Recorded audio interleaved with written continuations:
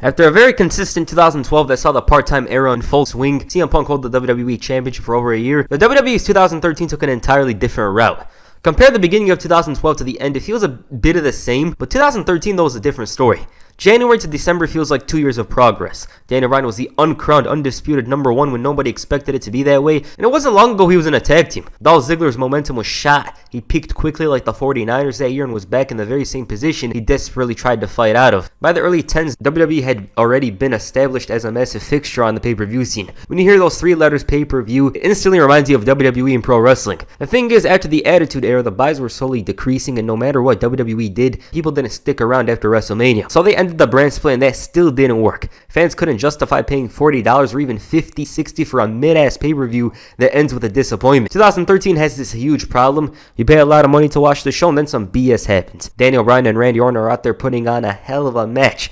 Big Show interferes, causes a no contest. Hell, Survivor Series was main evented by Big Show and Randy Orton. Like, in what world does that match in the year of our Lord 2013 sound enticing? It just didn't. I don't know if WWE thought, hey, the network's coming soon, let's just get through it, but the events really felt lazy near the end. The builds weren't appealing, and it was like, you should pay us because for the simple reason that the pay-per-view's on. You like WWE, so you should pay up. The main event might be good, but other than that, there wasn't much. And situations like Survivor Series were just bad. I think it's common knowledge that WWE's mid-card scene around the early 10s was simply mid. Well, I know it's common knowledge. Holding the IC title didn't matter because the title touched more hands than 2008 Dolph Ziggler. The US title had less worth than the European title did in 2000. Not entirely, I'm gonna mention that soon, but it's not like there wasn't good. You know, Antonio Cesaro looked like a champ. He fit the title perfectly and brought some value to it, but on the other side, Wade Barrett lost the title to Curtis Axel, who I personally can't tell you what he did without searching Google. It's a struggle, and then the guys who were relied on to carry the division were being booked awkwardly. Kofi Kingston and Miz were literally lower mid-carders at this point. They felt ice cold.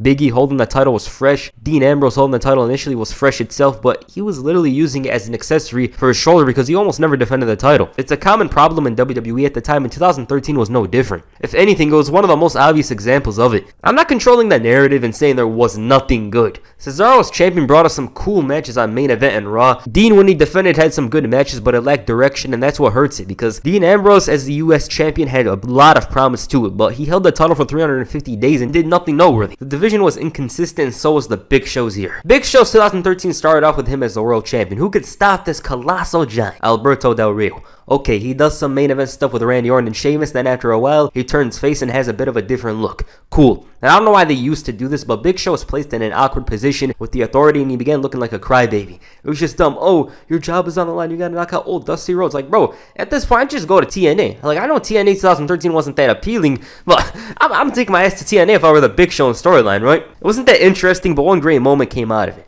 When the Big Show dropped Triple H. That was nice. They were building this moment for a month, then just drops him with a punch, and it was the first time Triple H and the Authority had ever gotten their comeuppance, so it was amazing. It was nice. But in general, the thing was heatless in general. Keyword general. That moment was good, but in general, this thing wasn't that interesting, and it had no business being a main event match at Survivor Series. For one, nobody in their right mind thought Big Show had a chance. There's a better chance of Triple H hitting a 450 splash that night than Big Show winning the title. Number two, this guy was richer than most of the WWE's roster. So why was he worried about being fired? He didn't really need to be worried about being fired at this point. Wasn't his contract ironclad? Why is he broke? Was he like Michael Jordan in 1994? Allegedly. It just happened. The storyline just happened like that, and it slowly faded. In other places in the WWE's card, The Miz was a babyface. It seemed weird that Miz would become a good guy at this point because for years he played such a good heel, but at face value, it was fresh. Then from out of nowhere, they made Ric Flair a mentor of his. He bestowed upon the Awesome One of the most dangerous submission holds in wrestling, the Figure 4. The Figure 4 was an odd fit for The Miz as a maneuver. It did not fit his repertoire. The Miz's face run was filled with him constantly losing when it matters most. It was essentially the Cowboys but on a lesser scale. And by the end of the year, he was at his coldest. Like, I've never seen The Miz since he partnered with John Morrison being that forgettable. His market value was shot down, and even TNA wouldn't book him as a main eventer if they signed him in 2013. That's how hard he had fallen. The face turn in general was mistimed. Well, actually, about the TNA thing, they probably would have booked him anyways. But the face turn was mistimed, and coupled with his character being a bit unlikable, it didn't work. His form dropped in every area. The charisma and mic skills, his strongest suits were not used to the best of his abilities, and it definitely was a good idea on paper because The Miz had already proven himself as a heel, and similar to somebody like The Rock, maybe there could have been something. Obviously, I'm not comparing him to The Rock. Do not think that for one moment. Rock is on a whole other level. But yeah, Miz's face turn, it was so bad. It just didn't work at all because, for one, the booking was weird, and two, he was a bit unlikable, so yeah. Okay, With that said, 2013's new talent seemed like guys that could hit harder compared to previous years. The Shield were already making their mark. Big E was IC champion, and back from NXT was the second generation talent, Curtis Axel. Or is he third generation? Axel, upon his return, drew a huge number of eyes to him. His father was a legend and one of the most iconic IC champions, and WWE really tried telling us this guy is going to be something. Why? Because they paired him with Paul Heyman and brought back Triple H for a TV match. That's how much of a big deal his return was. And they even had this bizarre program where Triple H got all dizzy and phased during a match with him. The effects of the Brock Lesnar match from the previous night played a part in it. Axel even went face-to-face with John Cena the following week before culminating this impressive month with the legendary Intercontinental Championship, and he won it on Father's Day. Great moment, but everything after that is a different story.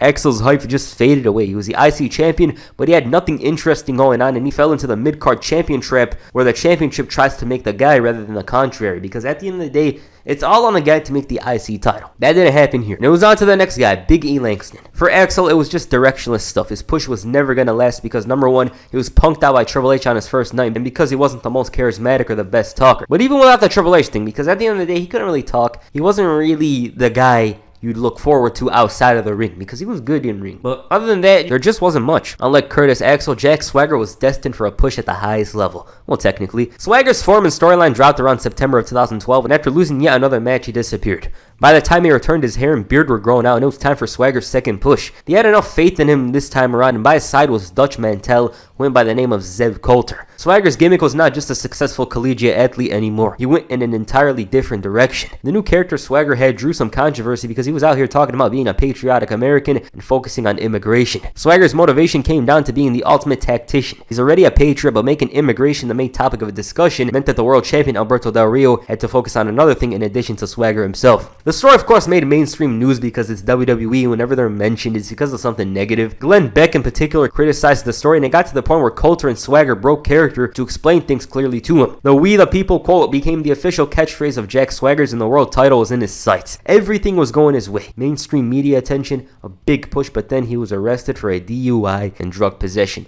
Why would he do such a thing? Because. Other than that, there's literally no other reason. This man was on the cusp of greatness on the grandest stage of them all. I know the world title wasn't really the world title of the past, but still, it's pretty damn close to the WWE Championship, and Swagger winning the title would have validated his entire run.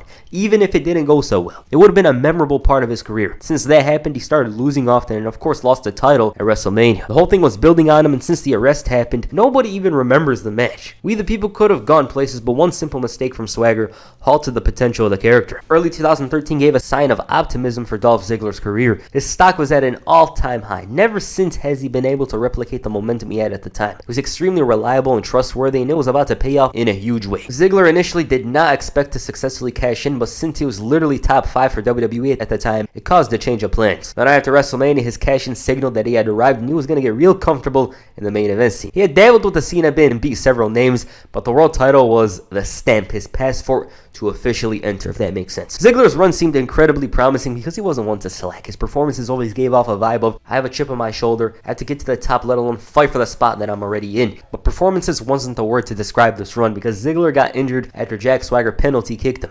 This brought him a concussion and sidelined him for a month. Ziggler's momentum at this point was shot. His trust, which wasn't much, was gone, and he lost the title in his first defense. It was the worst possible thing for the Shaw. The heat and excitement that he brought in early 2013 was non-existent, and he lacked the aura of his old self. It was a fresh change of pace for him as he was a face, but his path back to the top was blocked. I can't really tell you much about the rest of his 2013. 2014, though, was much better for him. The tag team division has probably been the weakest part of WWE's card. Of course, there's the women's division, but the abandonment of the tag team division felt a lot more apparent. Tag teams like Air Boom, Come and Go, Primo and Epico, and then there was the prime time players. 2013 was a return to form. It was the best the division looked in years. Team Hell No and the Shield had the division on lockdown. Their tag team matches were good. Then you have the likes of the Usos and eventually Cody Rhodes and Goldust. And when these teams wrestled, you knew they were going to put on a show. Even if it's on the pre-show. The Rhodes and Goldust partnership was where I think the division was at its best in 2013. Y Family came in at that time as well, and it was just banger after banger. In other places, Los Matadores debuted with El Torito, and it was one of the most random character changes. Primo and Epico weren't doing anything at the time, but the gimmick was definitely going to keep them at a certain level with 3MB, who were essentially worth 3 megabytes in WWE. Those guys would come out, take the biggest ass kicking, and do it again the following week. But in general, the tag team division was in a much better place when compared to 2012. The Divas division, though, was in an entirely different place. 2012 wasn't anything standout, but it was much better than 2011.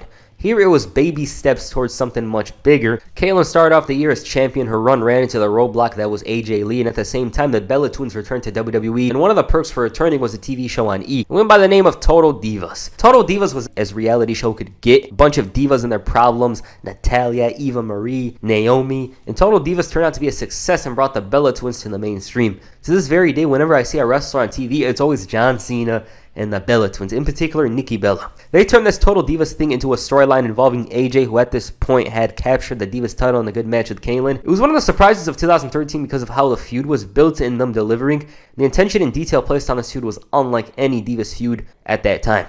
Her issues with the Total Divas cast came down to the fact that they're spoiled, this and that, and this led to a promo where she eviscerated the whole cast, and it definitely earned its place on Wrestling Twitter's Hall of Fame. AJ's influence on the rise of the women's division is a small but important part. Her and Kaitlyn got the ball rolling, but there was still a lot of work to be done, because after this, there was still some silly diva stuff. For the Bella Twins, it was also the start of their huge push. While 2013 may have been the start of a big push for the Bellas, Damien Sandow's push was up in smoke. Sandow was an eloquent classical wrestler with an ego higher than Matt Riddle. He didn't engage in 2000 era debauchery, like you weren't going to see him listen to a song from that era, this and that. It was all about the Renaissance, the classical stuff. On paper, big things were in store for him. He wasn't that notable in ring, but his value came from being a good talker, and plus, he had a character. So him winning Money in the Bank wasn't that surprising, but it did seem odd to some, because the candidates in that match, such as Cody Rhodes and Wade Barrett, were the favorites. Money in the Bank turned out to be the worst thing that could happen to him, because for one, he was losing a lot. Cody Rhodes, the man right beside him, was gaining momentum day by day while his hype was slowly dwindling, and at some point you question why he was Money in the Bank.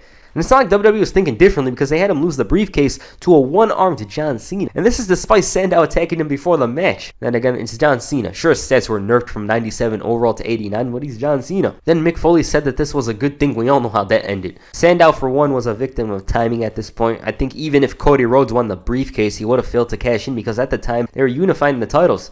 That said, Cody definitely had a better chance to win the title itself. Sandow had a nice place on the card, but I don't think his place was at the very top. On the other side, we'll never know, because at that time, he never got the opportunity to hold a briefcase longer. His time was then and there. In sports, it's the same thing. A player finds form, something happens, they lose confidence, and never recover. It also didn't help that McMahon lost confidence in him after having him lose every match. Like, bro, you're the one that booked the matches. He began regretting the decision. Daniel Bryan still had that trust after losing matches as Money in the Bank. Sandow didn't, and that's what made the difference. WWE after WrestleMania 28 introduced us to a lot of new characters. Damien Sandow, Antonio Cesaro, but the most successful, or at least the one that looked to be the most successful, was Ryback. Ryback beat the Goldberg ripoff and RVD attire lookalike allegations and quickly became the most over wrestler in the entire WWE. Feed Me More was chanted in over 150 countries, and the big guy became an international treasure. Ryback's hype faded a bit after the CM Punk feud, which saw the Shield attack him every time, and it makes me aspire to be that kind of hater, because these guys are going after him every time when it mattered. Then a match which seemed about as obvious as day with Ryback beating Mark Henry turned out to end the way nobody thought it would, with Henry winning, falling on top of him and pinning him after a while. That's literally how the match ended. He beat him up after the match though. Ryback's face turn had run its course from a heavily rumored World Championship win at WrestleMania to him having to turn heel.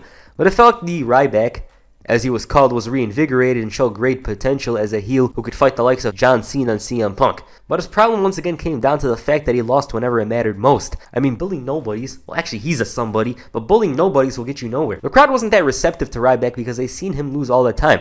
Like, how are you going to take him seriously when he's bullying random people and getting his ass kicked by top guys? In a different world, Ryback would be a world champion and still be one of the most over wrestlers on the roster. Possibly. I'm not going to act like it was going to happen, but in another world, who knows? Like, I'm not a Ryback shill, but back then he had me at Feed Me More. That's all he needed to do. Gimmicks in pro wrestling have been prevalent since the beginning.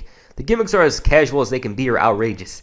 Dancing gimmicks are somewhere in the middle. In early 2013, vignettes of Fandango aired. He was a professional dancer who by all means prioritized dancing over wrestling. Fandango on paper looked like a dweeb, but it was all about execution because the guy, Johnny Curtis, did a good job. He was loved by those in the back and most importantly, the boss. Fandango shocked the world when he was booked to beat Chris Jericho at WrestleMania. Jericho's reputation was obviously not on John Cena's level or anything like that, but him losing to a dancer on the grandest stage doesn't sound real. I guess the intention was that Fandango as a dancer had the moves in the ring as well and could fight with the best of them. Suddenly, Fandango became a literal overnight sensation with the crowd singing to the tune of his theme song. It peaked at number 11 on the iTunes UK charts as well. That's how much of a sensation Fandango became. game. His run was about to be rewarded with the Intercontinental Championship, but a concussion got in the way, and despite trying to work through it, they caught notice and he had to be sidelined. Fandango never got a push like his early one since then, and the IC title may have not legitimized him if he won it, but we'll never know what would have came out of it.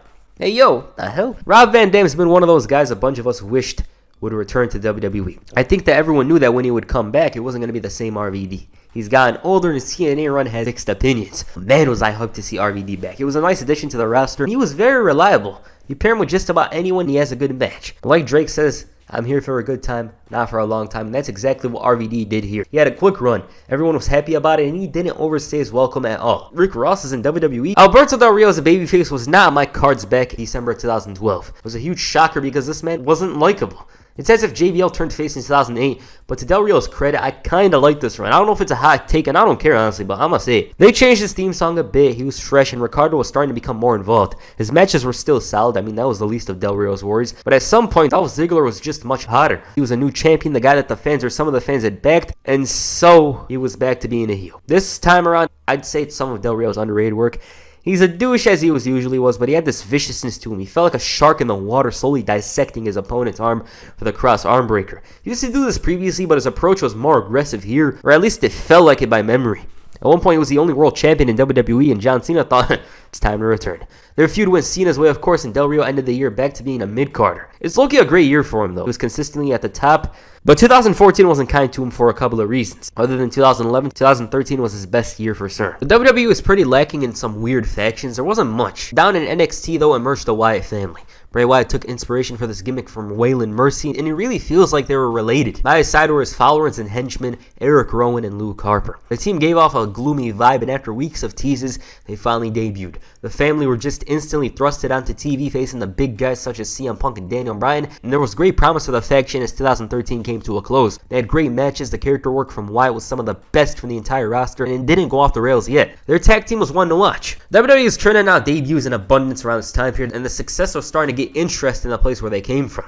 NXT. NXT at this point was very established. The developmental was much more influential when compared to FCW, as NXT was constantly mentioned, especially when someone debuted. 2013 laid the groundwork for what was the takeover era. It had a clear identity, the ropes were yellow again, the lighting was yellow, and it had a charm too. I don't know what it is about NXT 2013, but there's just something nice about it when compared to the takeover era and one. It also felt like you were seeing the future of WWE. 2013 was much better than 2012. The characters were being fleshed out. 2012 felt a bit lacking in that area. Big E was like 3 ain't enough, I need 5. Bo Dallas was a hilarious heel champion who was delusional and believed the crowd liked him. Wrestlers occasionally visited the show and added a bit legitimacy to it. And the show was building some momentum, but the match that brought some eyes to NXT was Sami Zayn and Antonio Cesaro's 2 out of 3 falls match in August of 2013. This match was a surprise hit, not because of the wrestlers, because if you had any idea who they were, it was expected to be good, but because of how much noise it made in the wrestling world.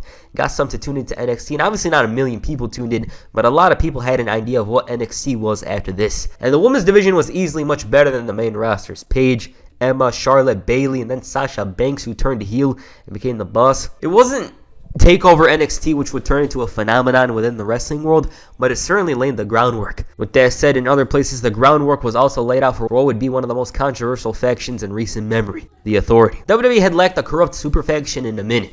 The GMs were not as scary or had the power the corporation used to, and the build to SummerSlam had a bunch of us believing the corporation was coming back. McMahon was getting involved a lot, and he was desperately searching for somebody to fit his image of what a champion is. I delusionally thought John Cena was turning heel because I'm dumb, but it turned out to be Randy Orton who cashed in Money in the Bank with the help of Triple H to end Daniel Bryan's run after only 3 minutes. It was all a ploy to prevent Daniel Bryan from becoming the champion because of his look and size. The Authority at the time was a fresh idea because it gave the WWE a new main storyline to look forward to in the absence of John Cena, because Cena was in the title picture throughout the entire year. Now, the title scene was entirely different and opened a lot of possibilities with the new Authority. It was different at the time, and obviously as the months went by, it got stale, but back then in 2013, it was new. The problem, though, was every week was repetitive. Daniel Bryan gets jumped. Okay, second time, third time, and it got boring. It also didn't help that the show started the exact same way. Bow down to the king. I'm trying to make decisions for you. It's best for business. That's not ideal. And the best time for the Authority to have backed off was WrestleMania 30, but that's in 2014, and this video is in 2013. Triple H as a heel was very fresh at the time because we haven't seen him as a heel in 7 years. Randy Orton was having some of his best matches in years against Daniel Bryan. And like I said, it was a W and an L at the same time. For Christian though, 2013 was supposed to be a fresh restart. He had started getting injured often towards the end of 2011 and it was only getting worse. He was basically the WWE's version of Chris Paul and Marco Royce, a wrestler who's had success, but when he was at his best, injuries got in the way. He disappeared in August of 2012 with an unspecified injury. His return was so far away, a bunch of us forgot Christian. His spot on the card wasn't really noticeable at the time, and that's what makes it sad. Fast forward to June of 2013, he makes his return. He was actually ready to go for several months, but plans were in place. But he's back, he's performing well. He even beat the Shield clean at one point, but there was a cloud hovering over this run. He was getting injured a lot. Nonetheless, despite a concussion during the Money in the Bank match, he turned up for SummerSlam in a hidden gem against Alberto Del Rio for the World Heavyweight Championship. Christian was talking about getting one more match, and this was his chance to make good on that opportunity. Without hindsight, I wish Christian won. With hindsight, same thing. I still preferred for Christian to have captured the title here. I think it would have been cool. It was a good ass match, but for Christian, this was as good as it was going to get because the following week, he suffered a concussion in his match with Randy Orton and was sidelined for 5 months. It wasn't getting better for him, and this was the worst time possible because he wasn't going to win a world title or anything like that by the looks of it, but his position was similar to Chris Jericho's, a respected veteran who could feature in world title matches. He was in a higher position than his older self of 2009 at 10, and had Christian never gotten hurt, pretty certain he would have captured the Intercontinental Championship once again. While Christian's year was inconsistent and had its issues, CM Punk left his issues backstage. Punk's incredible 2012, which cemented him as the longest reigning WWE champion in over 20 years, was going to be a tough one to follow. 2013 though was in a much different direction. He lost the title to The Rock at the Royal Rumble before going one-on-one with The Undertaker at WrestleMania. This match was a success and is easily one of the best streak matches because of the CM Punk factor. He wasn't the favorite, but his credibility certainly gave him a bit of a chance.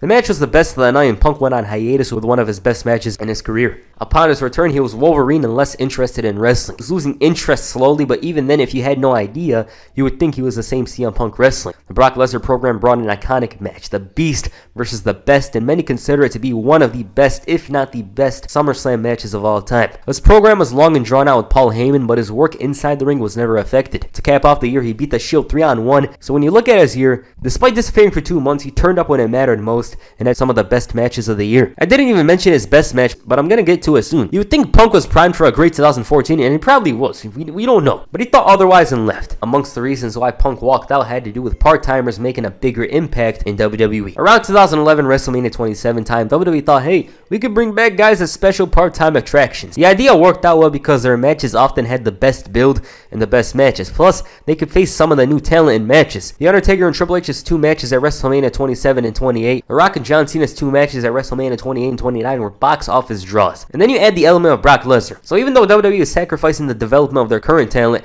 they were making bank. 2013 was where they took it a step further. The Rock became WWE champion, opening the doors for Brock Lesnar and eventually Goldberg to take on the part-time role and become champions. The matches here for the part-timers were mostly hit and miss. The Triple H and Brock Lesnar feud was very and it only made things bad for Brock Lesnar, which is crazy because he's Brock Lesnar. The Undertaker had an incredible match with CM Punk and was possibly going to feud with the Shield, but despite Brock Lesnar's year, he was the one that had the best year out of all of them. In 2014 was only going to get better, but for the part-timer thing, it was getting more and more important. Now, before we get to this year stuff, I just want to talk about some bonus stuff. Okay, Chris Jericho's return to the Royal Rumble was so damn incredible. It just came from out of nowhere, and it was stunning. The new WWE title design was fresh. People expected something else, but WWE is all about the marketing, so it's expected. Sheamus' year was not much. He took a bit of a backseat here and was stuck in the mid-card.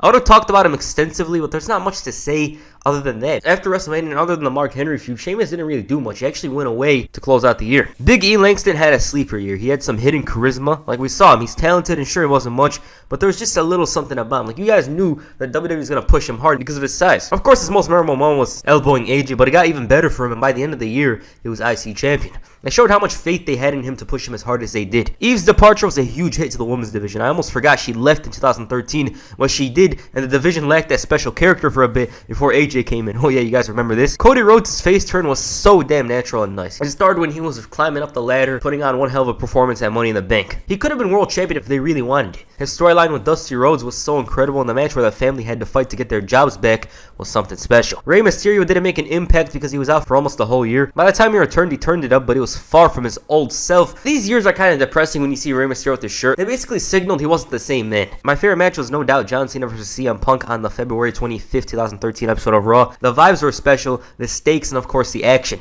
They gave Cena and Punk a proper closure to their story, although it would have been cool if they faced off at WrestleMania. As for my favorite feud, well, this one, it has to be Daniel Bryan versus The Authority. It obviously didn't look as good as it did now because there was a lot of uncertainty towards the end result. But looking at it now, yeah, it was the best story. Like, they had us believing Daniel Bryan was eventually going to beat them, this and that. But somewhere along the road, we were like, damn, they're not going to do it. Because, you know, Batista won the Royal Rumble, this and that.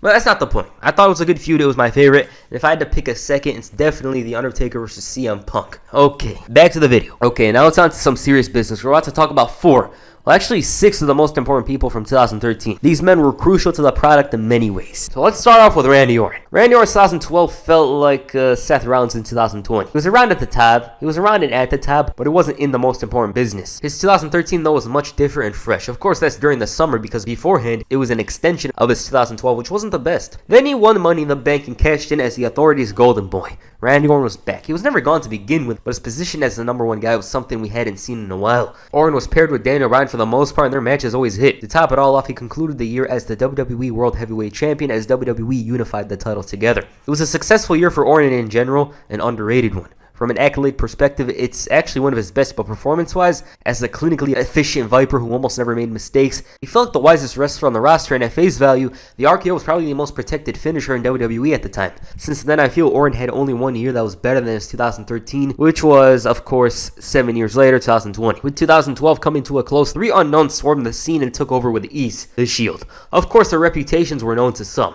Seth Rollins was one of the most well-known indie wrestlers. John Moxley was one of the most violent indie wrestlers in itself, but to the general audience, they knew them as the guys that had it out for Ryback. The Shield's popularity skyrocketed by WrestleMania 29 time. They beat John Cena, Sheamus, and Ryback and went on to defeat Randy Orton and The Big Show as well. It was only going to get better for the trio as after WrestleMania, they were main eventing Raw episodes and facing the likes of The Undertaker. The Shield were liked because they were young, full of hunger, and had the talent to back it up. It also helped that each man was extremely different from one another. Dean was essentially the leader from my perspective. It was always in the middle. He was always the one that spoke. Roman Reigns was a big guy. He rarely spoke and was a problem solver. Seth Rollins was like the little bro. He had a wide range of moves in his arsenal and was a land and air threat unlike the other two. The Shield were my favorites. I just liked them from the beginning. Once I knew who and what they were about, I was like, damn, those guys are awesome. Their performances throughout the year in some ways carried WWE because without them, there wouldn't have been those amazing 6-man tag team matches. Those performances were definitely acknowledged by many, and their best one is hard to choose. Roman was out here dropping everyone in sight at Survivor Series, the Brotherhood match, Team Hell No and Randy Orton's 6-man tag team match. It was a breakout year for the Shield. Everything about them stood out, and they were the team that Nexus wasn't. For John Cena, his 2013 was a return to form, and if anything, it was also the beginning of the end. After his 2012, which was considered the worst of his career, he rebounded by winning the Royal Rumble and facing The Rock at WrestleMania. The match was very predictable, but it was going to bring closure to the feud. In the meantime, he put up his title shot against CM Punk on Raw. To say it was incredible would be an understatement, and it had been a while since a match dragged me in like this one did,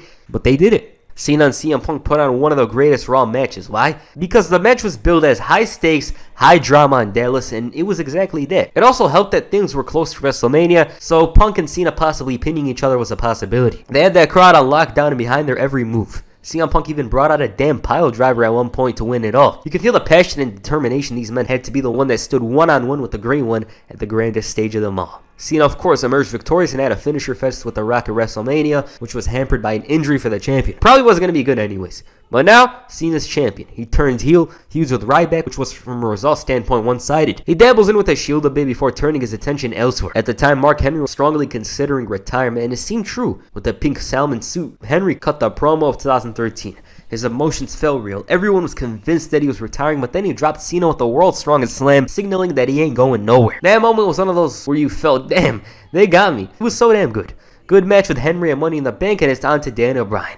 Their program was a reflection of each other, and the match at SummerSlam was very outstanding. Even in spite of Cena's elbow injury, it was good. It did a lot for Daniel Bryan to beat the face of the company at SummerSlam clean. Upon Cena's return, he takes the world title and culminates the year losing the belt to Randy Orton in a championship unification match. It was an incredible year for him. His performances rivaled just about any previous year, barring 2007. He obviously got better the following year in 2015 as well, but here he was good. He stepped it up every time when it mattered, and this was as good as it was going to get because the Super Cena we knew was slowly going away. And then there was one guy who transcended his ceiling. Daniel Bryan. Daniel Bryan in 2013 at face value didn't have much optimism. Obviously, he was doing decent, but it didn't feel like he was going to rise above his position at the time. Personally, he was an absolute favorite in the beginning of the year. He started showing off his character and charisma, which some believed he didn't have, and after WrestleMania, he began to fly. Bryan is the perceived weak link of Team Hell No, brought some entertaining moments. His determination in proving everyone wrong led to him becoming one of the most over wrestlers on the roster, and it got to the point where it was too hard to ignore. I was convinced that Money in the Bank was his, but instead it led to a much better turn of events. A match with John Cena. For Bryan, this was his single biggest match up to this point.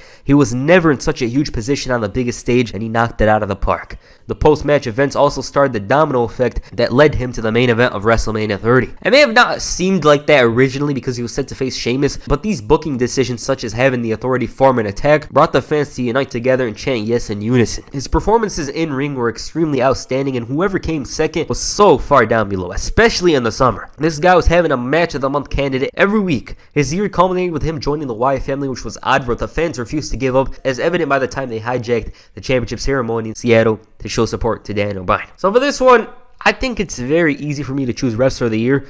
I actually thought about it a bit, John Cena, Randy Orton could have a claim, but I'm going with Daniel Bryan. Like, his rise is too hard to ignore. It was too damn impressive, Like, John Cena, we expect him to win the title, have a long run, this and that. Daniel Bryan to come in from being a tag team mid-carder to this is just something special. So he's my Wrestler of the Year. Plus, performance-wise, he was the absolute best, and whoever came second was far down below. So, he's my Wrestler of the Year. Okay, that's WWE 2013. Now, personally, I dabbled a bit in the year. I tried to feel like I was in the year once again. Obviously, I'm looking at it nostalgically. There was some very good stuff. But at the same time, there was some dumb stuff on TV that I didn't even mention. Great Khali, Hornswoggle partnership, whatever the hell that was dumb. But there's a lot of good. As you guys can see here, the TV matches were off the charts. It was the best TV matches that WWE had in years.